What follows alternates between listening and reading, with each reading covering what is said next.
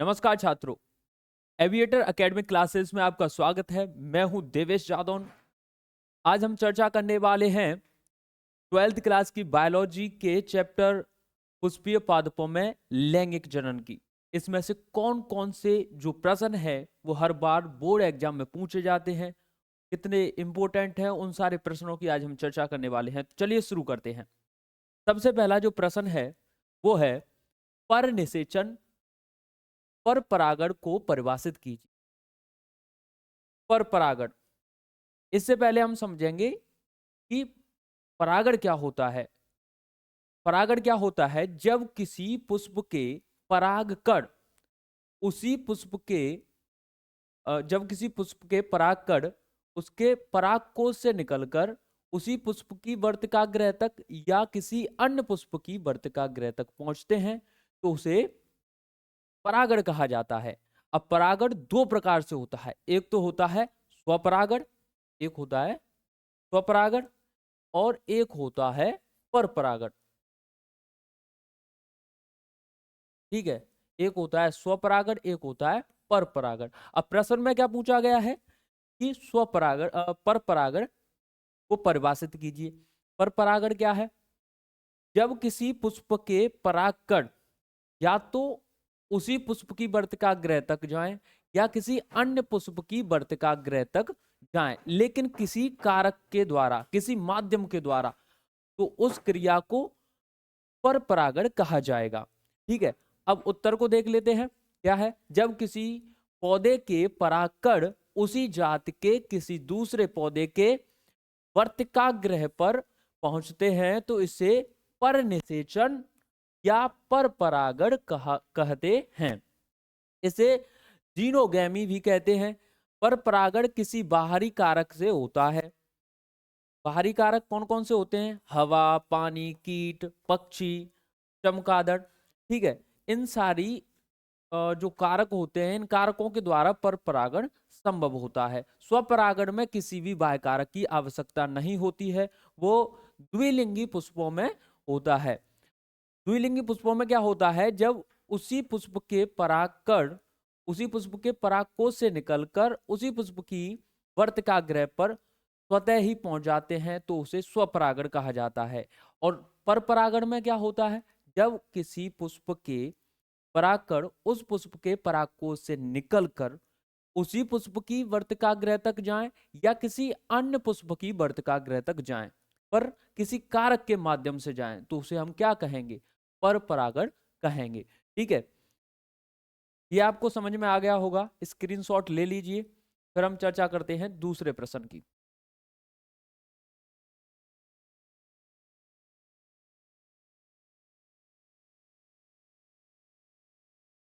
चलिए दूसरे प्रश्न को देखते हैं।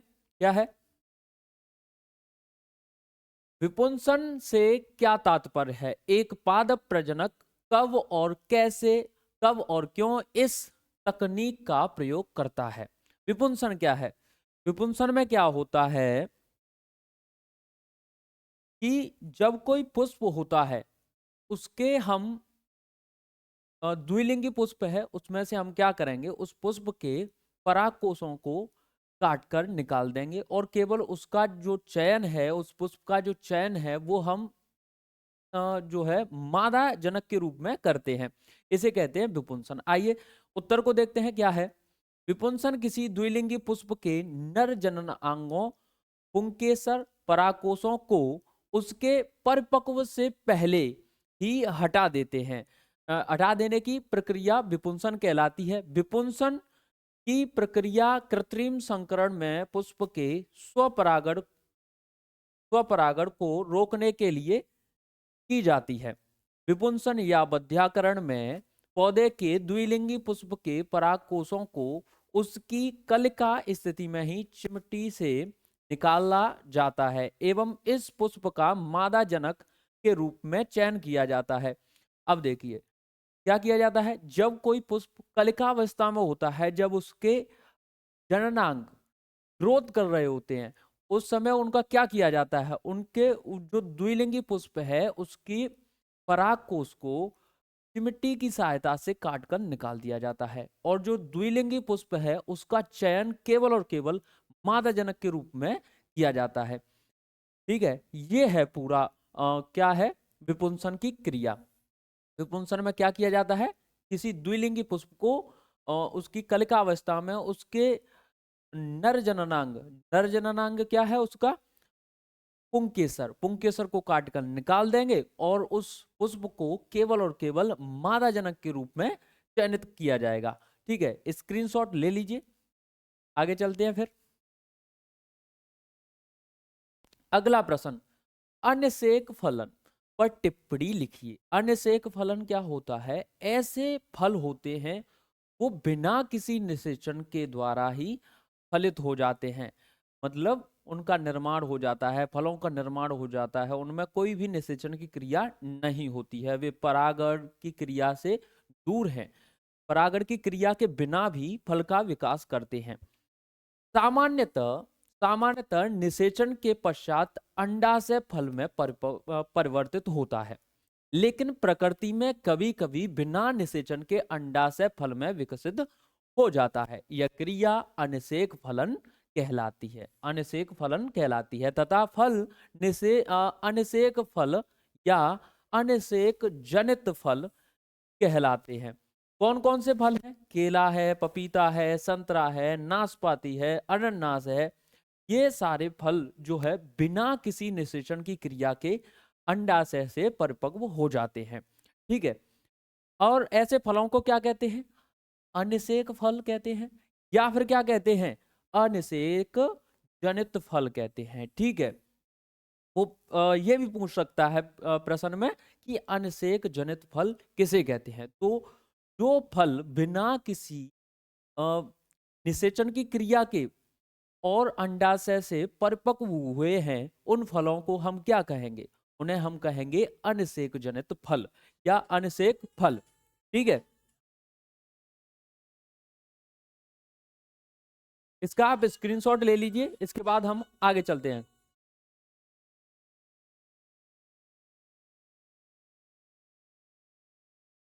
अगला प्रश्न है ये,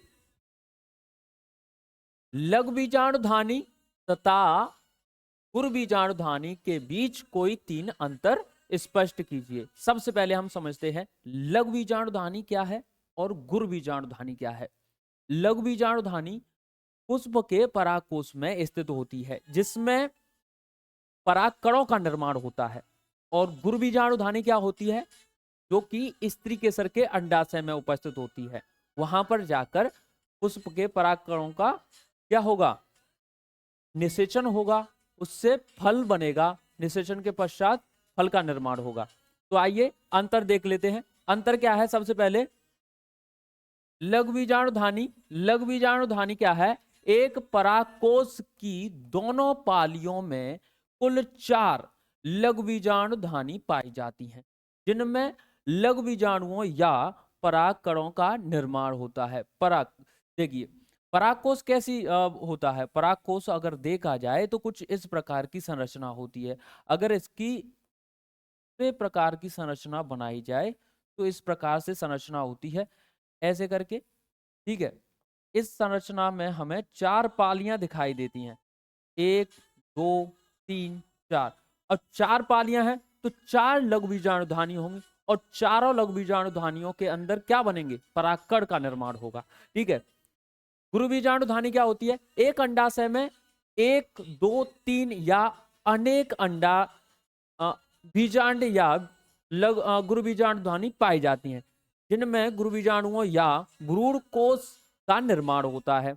अब जो गुरु बीजाणुधानी जो होती है उसमें क्या होता है, एक भी हो सकता है, 2 भी हो सकती हैं पुष्प के अंदर, 3 या अनेक बीजांड या गुरु बीजाणुधानी पाई जाती हैं। ठीक है, जिनमें किसका निर्माण होता है, भ्रूण कोश का निर्माण होता है। ठीक है, दूसरा जो है, दूसरा पॉइंट क्या है, दूसरा पॉइंट है इसमें लघु बीजाणु जनन की क्रिया होती है। लघु बीजाणु जनन अर्ध जो होता है, परागकणों का निर्माण जो होता है उसकी क्रिया होती है। ठीक है, परागकणों के जनन की क्रिया होती है। और इसमें क्या होता है, गुरु बीजाणु जनन में इसमें होता है, इसमें गुरुबीजाणु जनन की प्रक्रिया होती है। ठीक है, गुरुबीजाणु धानी के अंदर गुरुबीजाणु जनन की प्रक्रिया होती है। इसके बाद क्या आता है नंबर 3 पर? नंबर 3 है लघु बीजाणु धानी में एक पराग मात्र कोशिका से 4 पराग कणों का निर्माण होता है। इसमें एक पराग मात्र कोशिका के विखंडन से कितने कोशिका विभाजन से कितने पराग कणों का निर्माण होता है? 4 पराग कणों का निर्माण होता है। और यहां पर गुरुबीजाणु धानी में एक गुरुबीजाणु मात्र कोशिका से केवल और केवल एक भ्रूणपोष का निर्माण होता है। ठीक है, समझ में आ गया होगा? आप स्क्रीनशॉट ले लीजिए। चर्चा करते हैं अगले प्रश्न। अगला प्रश्न क्या है? कृत्रिम संकरण क्या है? इसकी प्रमुख विधियां बताइए। अब संकरण, पहले संकरण क्या होता है? क्रॉस। जब हम स्वयं किसी पादप के फूलों के बीच में क्या करवाएं? परागण करवाएं, या उन पादपों के परागकणों को अपने हाथों से किसी दूसरे पादप की वर्तिकाग्र तक ले जाएं, तो वो क्या होगा? कृत्रिम तरीके से हमने क्या किया? परागकणों का स्थानांतरण किया। कृत्रिम तरीके से हमें उन्हें एक पादप से दूसरे पादप, एक पुष्प से दूसरे पुष्प में ले जाने का प्रयास किया। ठीक है, तो ये है। अब देखते हैं उत्तर क्या है। संकरण क्या है? संकरण क्या है? पहले संकरण को समझते हैं। दो अलग अलग किस्मों के अच्छे गुणों को मिलाकर नई बेहतर किस्म बनाने की प्रक्रिया को संकरण कहते हैं। दो अलग अलग किस्म, जैसे दो अलग अलग पादप हैं, उनकी अच्छी किस्में हैं, और उनसे हमें क्या करना है? एक नए गुणों वाली प्रजाति उत्पन्न करनी है जिसकी गुणवत्ता अच्छी हो। तो उसके लिए हम क्या करेंगे? उसके लिए करेंगे हम संकरण। कृत्रिम संकरण क्या है? यह पादप प्रजनकों द्वारा किया जाता है। प्रजनकों क्या होते हैं? जो फसल उगाते हैं, कृषक होते हैं या पादप वैज्ञानिक होते हैं, उन्हें हम क्या कहेंगे? प्रजनकों द्वारा किया जाता है, जिसमें एक पौधे के पराग कणों को दूसरे पौधे के वर्तिकाग्र स्त्री अंग का मतलब है जायांग। ठीक है, जायांग पर डाला जाता है। इसे क्या कैसे करते हैं? जब अपने हाथों से किसी परागकण को लेकर दूसरे पादप की स्त्री के स्तर तक ले जाया जाएगा, उसकी वर्तिकाग्र में प्रतिस्थापित किया जाएगा, तो वो क्या कहलाएगा? वो कहलाएगा कृत्रिम संकरण। ठीक है, इसका स्क्रीनशॉट लीजिए, फिर अगले पेज पर चलते हैं। आगे क्या है? महत्व क्या है? कृत्रिम संकरण का महत्व क्या है? महत्व को समझिए। नई और उन्नत किस्में बनाई जाती हैं। नई और उन्नत किस्में, हमारे यहाँ आलू की खेती होती है, तो आलूओं में क्या होता है? हर बार बोलते हैं कि हम नया बीज बो रहे हैं, तो वहां पर ऐसे ही कृत्रिम तरीके से नई नई किस्मों का उत्पादन होता है, उनसे नए बीज उत्पन्न किए जाते हैं और फिर उसे किसानों के लिए प्रोवाइड करवाया जाता है, उन तक पहुंचा दिया जाता है। ठीक है, इसके बाद क्या है? अधिक उत्पादन और बेहतर गुणवत्ता की फसल मिलती है। ऐसी जो कृत्रिम संकरण से जो फसल बनाई जाती है, उत्पन्न की जाती है, उसकी गुणवत्ता अच्छी होती है, उससे अधिक ज्यादा फसल उगाई जाती है। रोग प्रतिरोधक पौधे बनाए जाते हैं। रोग प्रतिरोधक, इनमें रोगों से लड़ने की क्षमता अधिक होती है। ये रोगों से आसानी से नहीं हारते हैं और उनसे अच्छे तरीके से कोई छोटे मोटे रोग, ऐसे आलूओं में क्या होता है? आलूओं में पत्ते सिकुड़ से जाते हैं, तो उनमें क्या आ रहा है? रोग की वजह से हो रहा है। ठीक है, तो वो उस चीज से लड़ने के लिए इनके अंदर प्रतिरक्षा तंत्र मजबूत बन जाता है। ठीक है, इसके बाद क्या है? कृत्रिम संकरण की प्रक्रिया कौन कौन सी होती है? कृत्रिम संकरण की प्रक्रिया, एक तो होती है विपुंसन, द्विलिंगी पुष्प फूलों से परागकोश निकालकर इसे केवल मादा अंग के रूप में इस्तेमाल किया जाता है। विपुंसन अभी बताया था। ऐसे ही कि क्या होता है? जब एक पुष्प होता है, उसमें से नर जनन अंग को हटा दिया जाता है, पुंकेसर को हटा दिया जाता है, और जो पुष्प है उसका केवल और केवल मादा जनक के रूप में चयन किया जाता है।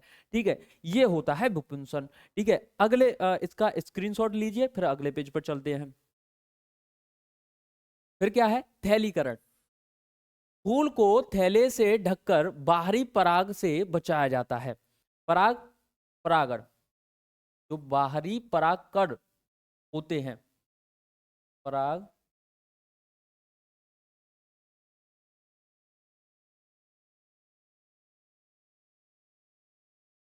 तो बाहरी परागकण ऐसे किसी दूसरे पुष्प के परागकण किसी कारक के द्वारा ना आ जाए तो उनको क्या किया जाता है, पहले ढककर रख दिया जाता है, किससे, थैली से।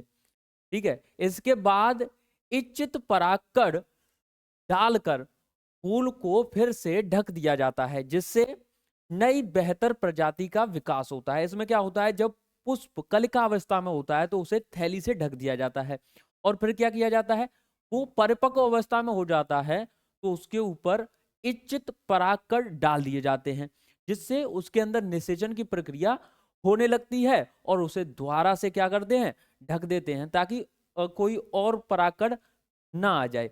ठीक है, स्क्रीनशॉट लीजिए, अगले पेज पर चलते हैं।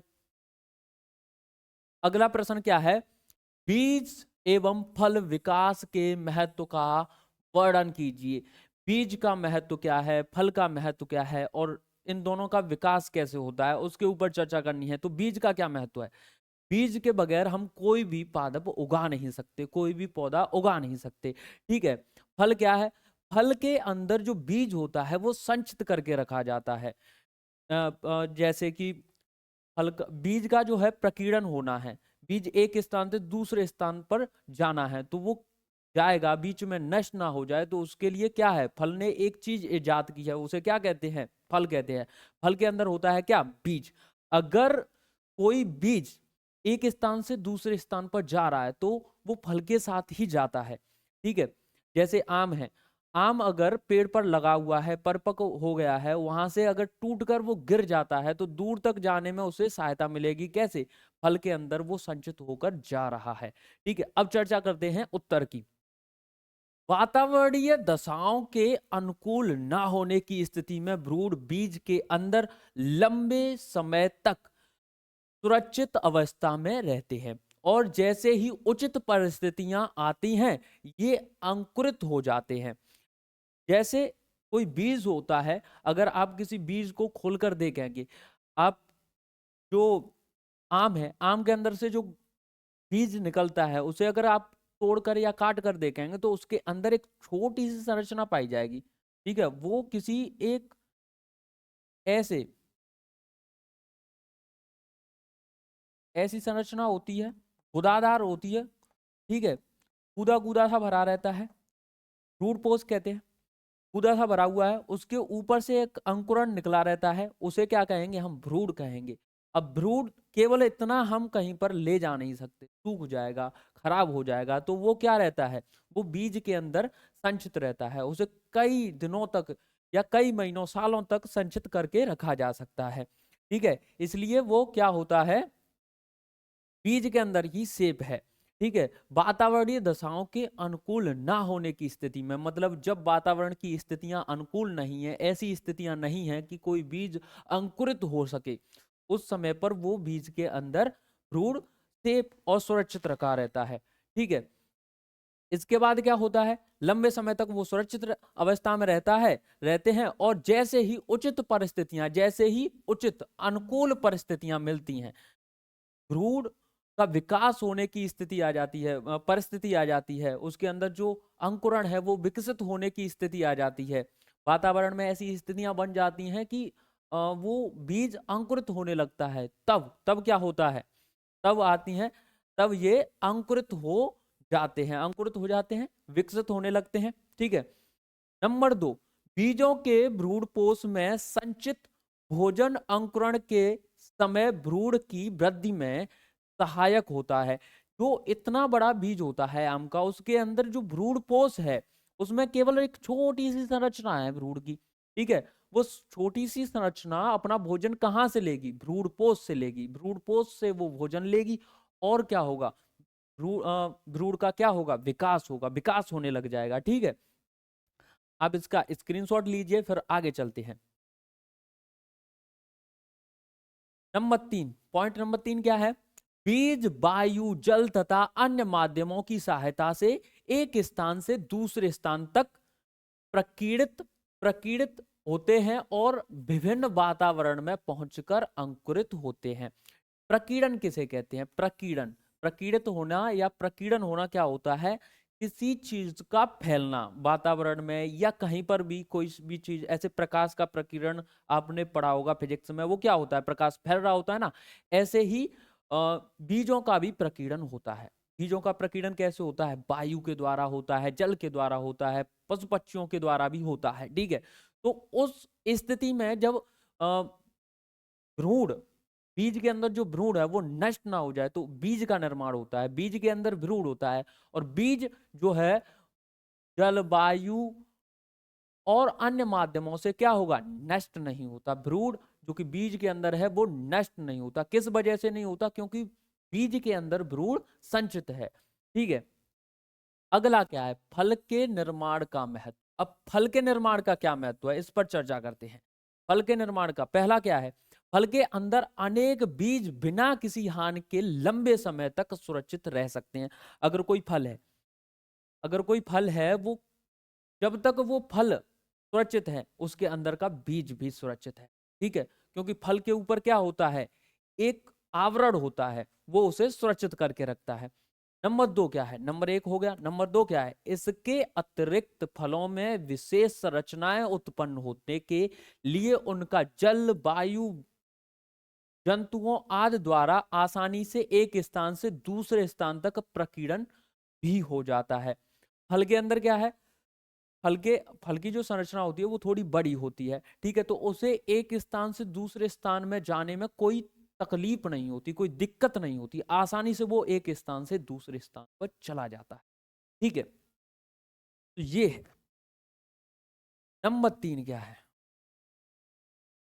फलों से मानव व जंतुओं को भोजन प्राप्त होता है, साथ ही ये बीजों को नए स्थानों पर फैलाने में सहायक होते हैं। अब कोई फल है, आम ले लो, अमरूद ले लो, या और कोई फल ले लो, जिसे खा लेते हैं, ठीक है।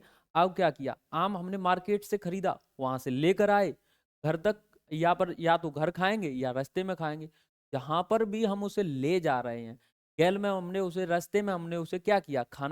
प्रारंभ किया, खाना शुरू किया, और जहां पर वो खत्म हो गया उसका बीज हमने क्या किया? फेंक दिया। वो बीज हमने फेंका, वो क्या है? वही तो है प्रकीर्णन, ठीक है। कोई पशु है, किसी चीज की किसी चीज को वो खा रहा है, ऐसा है जिसमें कोई फल लगा हुआ है, तो वो खाते खाते जहां तक उसे ले जाएगा और जहां पर जाके उसे छोड़ देगा, वो उसका बीज छोड़ देगा, वहां पर उसका प्रकीर्णन हो जाएगा। तो इसी को तो कहते हैं बीजों का प्रकीर्णन, ठीक है। इसमें भी आया ना प्रकीर्णन क्या है? एक स्थान से दूसरे स्थान, ऐसे साथ ही ये बीजों को नए स्थानों पर क्या कर देते हैं? फैला देते हैं। फैला रहे हैं मतलब प्रकीर्णन कर रहे हैं। समझ में आ गया? ठीक है, स्क्रीनशॉट ले लो, फिर आगे चलते हैं। अब क्या है? बहुभ्रूणता पर संक्षिप्त टिप्पणी लिखिए। बहुभ्रूणता क्या है? बहुभ्रूणता है जब किसी फल के अंदर एक से अधिक बीजों की उत्पत्ति हो जाए, एक से अधिक बीज उत्पन्न हो जाए, एक से अधिक बीज पाए जाएं, तो उसे हम क्या कहेंगे? बहुभ्रूणता की स्थिति। किसने इसकी खोज की? एंटोनी बॉन ल्यूवेनहॉक ने। कब की? 1791 में, ठीक है। अब क्या है बहुभ्रूणता? समझ में आ गया? जब किसी फल के अंदर एक से अधिक बीज पाए जाएं तो वो बहुभ्रूणता के कारण ही पाए जाते हैं। कौन कौन से होते हैं? संतरा इसका उदाहरण है, संतरे के अंदर पाए जाते हैं, नींबू के अंदर पाए जाते हैं, प्याज के अंदर पाए जाते हैं, आम के अंदर पाए जाते हैं, ठीक है। एक बीजांड या बीज में एक से अधिक भ्रूणों के बढ़ने की क्रिया बहुभ्रूणता कहलाती है। बहुभ्रूणता, ये युग्मनज दो या दो से अधिक भागों में बट जाता है। बहुभ्रूणता में युग्मनज दो या दो से अधिक भागों में बट जाता है। प्रत्येक भाग से एक भ्रूण का निर्माण होता है। इसकी खोज एंटोनी वॉन ल्यूमेनहॉक ने सन 1791 में संतरे के बीजों में की थी, ठीक है। तो जब किसी फल के अंदर क्या होगा? एक बीज से अधिक बीज पाए जाएंगे तो वो क्या है, बहुभ्रूणता का उदाहरण है। ठीक है, संतरा इसका सबसे अच्छा, संतरा नींबू इसका सबसे अच्छा उदाहरण है। स्क्रीनशॉट ले लीजिए, आगे चलते हैं। इसके बाद क्या है, परागण के प्रकारों का वर्णन कीजिए। परागण, सबसे पहले प्रश्न मैं यही बताया था, फिर से बताते हैं। परागण क्या होता है, जब किसी पुष्प के परागकण एक पुष्प से दूसरे पुष्प पर या उसी पुष्प के परागकोश से उसी पुष्प की वर्तिकाग्र तक पहुंच जाते हैं तो उसे कहते हैं परागण। ठीक है, अब परागण कितने प्रकार से होता है, परागण होता है दो प्रकार से, स्वपरागण और पर परागण। ये पढ़ लेते हैं। पराग परागकणों के परागकोश से वर्तिकाग्र तक पहुंचने की क्रिया को परागण कहते हैं। अर्थात किसी पुष्प के पुंकेसर नर भाग, नर जनन अंग जो होता है, से उसी पुष्प या उसी जात के किसी अन्य पुष्प के वर्तिकाग्र तक परागकणों को पहुंचने की क्रिया परागण कहलाती है। यह प्रक्रिया दो प्रकार की होती है। कौन कौन सी होती है, एक तो होती है स्वपरागण, एक होती है पर परागण। ठीक है, स्क्रीनशॉट ले लीजिए, फिर अगले पेज पर चलते हैं। ये सबसे पहले हम चर्चा कर रहे हैं किसकी, स्वपरागण की। स्वपरागण क्या होता है, जब स्वपरागण पहले तो उन पुष्पों में होता है जो द्विलिंगी होते हैं। ठीक है, इसमें क्या होता है, जब एक पुष्प के नर जनन अंग यानी कि परागकोश से परागकणों का निकलकर उसी पुष्प की वर्तिकाग्र तक पहुंचने की जो क्रिया होती है वो क्या कहलाती है, स्वपरागण कहलाती है। ठीक है, स्वपरागण, जब एक पुष्प के परागकण उसी पुष्प या उसी पादप के किसी अन्य पुष्प के वर्तिकाग्र पर पहुंचते हैं तो यह क्रिया स्वपरागण कहलाती है। अब स्वपरागण कहलाती है, स्वपरागण से लाभ कौन कौन से हैं, स्वपरागण के लाभ कौन कौन से हैं। स्वपरागण में सबसे पहला जो है वो है, स्वपरागण से पादपों का शुद्ध वंश चलता है। अब शुद्ध वंश का क्या मतलब है, उसी पुष्प के परागकण उसी पुष्प की वर्तिकाग्र पर पहुंचे या उसी पादप की, उसी पौधे के किसी अन्य पुष्प की वर्तिकाग्र पर पहुंचे तो वो एक तरीके से क्या है, जेनेटिकली शुद्ध है, उस पर किसी अन्य पुष्प के परागकण नहीं आए हैं, तो उसके अंदर जो आनुवांशिक गुण होंगे वो उसी पुष्प के होंगे, क्योंकि किसी अन्य पुष्प के साथ उसने क्या नहीं किया है, परागण नहीं किया है। तो ऐसे में क्या होगा, जेनेटिकली वो जो पौधा है उससे जो संतान उत्पत्ति होगी, जो भ्रूण की उत्पत्ति होगी वो कैसी होगी, शुद्ध होगी। ठीक है, वंश भी शुद्ध चलेगा। इससे परागण के लिए इससे परागण के लिए दूसरे पादपों पर निर्भर नहीं रहना पड़ता। इसमें इसमें परागण के लिए दूसरे पादपों पर निर्भर नहीं रहना पड़ता। अब इसमें क्या है, एक ही पौधा है, उसी पुष्प के ऊपर स्त्रीलिंग है, पुंकेसर है, दोनों हैं, तो दोनों क्या करेंगे, आपस में निषेचन हो जाएगा, परागण हो जाएगा, स्वपरागण है तो किसी दूसरे पादप के ऊपर तो निर्भर रहना है नहीं। तो एक बेनिफिट ये भी है। और क्या है, परागित पुष्पों को रंग, सुगंध एवं मध उत्पन्न करने की जरूरत नहीं पड़ती है। अब क्या है, पुष्प के वो जो पर परागण होता है उसमें पुष्पों को रंग ऐसे अच्छे दिखना दिखना होता है ताकि भंवरे उसके ऊपर आए या मनुष्य उसे लें। ठीक है, दूसरी चीज क्या है, सुगंध, उन्हें कोई भी किसी भी प्रकार की सुगंध उत्पन्न करने की आवश्यकता नहीं है, क्योंकि उन्हें किसी कारक की आवश्यकता नहीं है।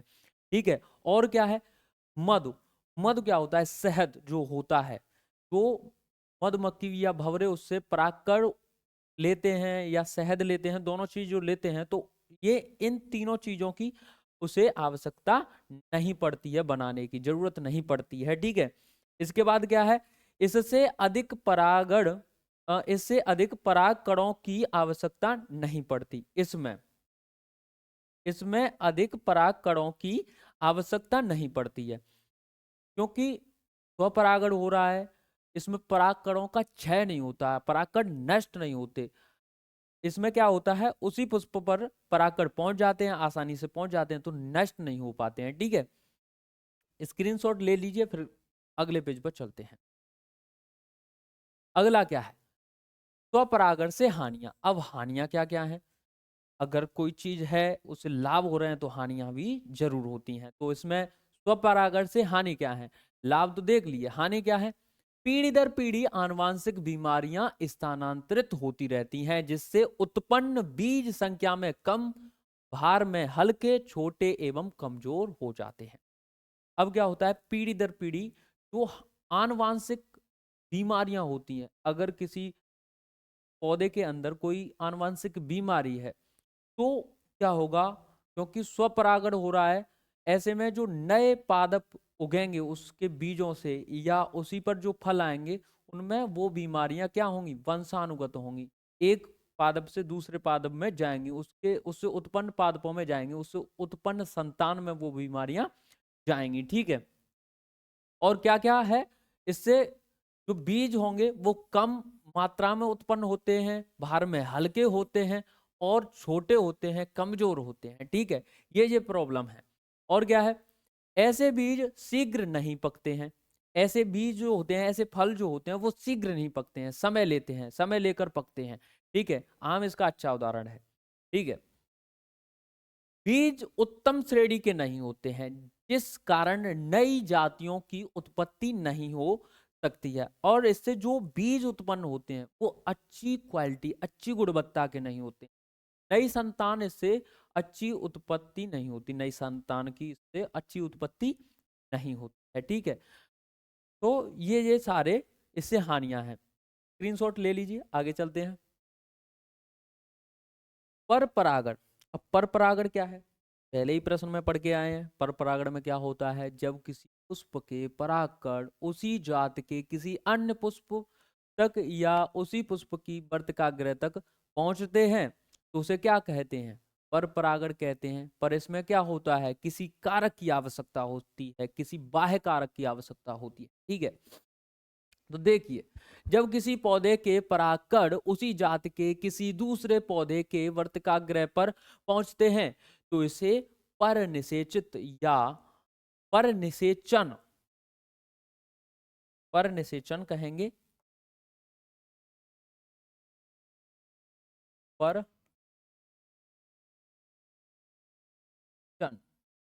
परनिषेचन या पर परागण कहते हैं। इसे जीनोगैमी भी कहते हैं। पर परागण किसी बाहरी कारक से होता है, जैसे हवा, पानी, कीट, पक्षी या चमगादड़। अब पर परागण से लाभ क्या है? पर परागण से लाभ क्या है?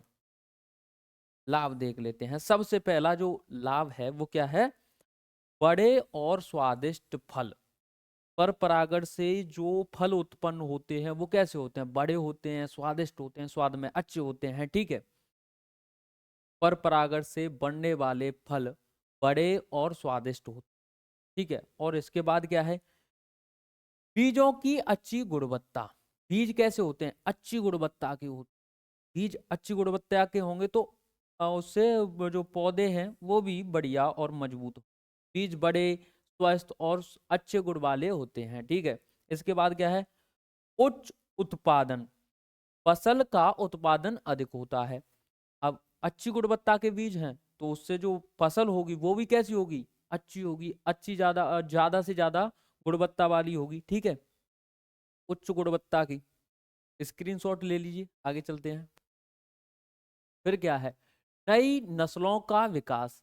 और जो पर परागण होता है उसकी वजह से नई नस्लों का भी विकास हो जाता है। इससे इसमें संकर नस्लें बनती हैं। इसमें कैसी नस्लें बनती हैं? संकर नस्लें बनती हैं। संकर बताया था ना, क्रॉस जो होता है, प्राकृतिक नहीं कृत्रिम तरीके से जो क्रॉस कराया जाता है उसमें संकर नस्लों का उत्पादन होता है। ठीक है। और क्या है? रोग प्रतिरोधकता। रोग प्रतिरोधकता, नई फसलें रोगों से बचने की क्षमता रखती हैं, जो इससे जो नई फसलें उत्पन्न होंगी में रोग प्रतिरोधकता अधिक होगी। ठीक है।